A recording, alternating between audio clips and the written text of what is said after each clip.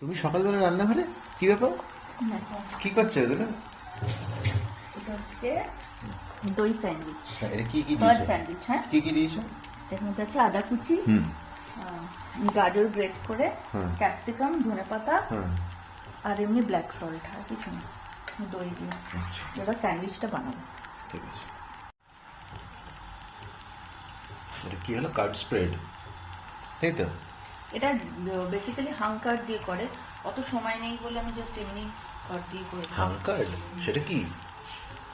হাঙ্কার হচ্ছে যেটা মানে একদম জলটা ঝরিয়ে দইটা নেয় সেইটা। ও, আমি ভেবেছি হাংরিরা যে কার্ডটা খায়। হ্যাঁ, না, চাব্বাস, একই জিনিস করবে। আমাদের একটু সাইড থেকে দিন।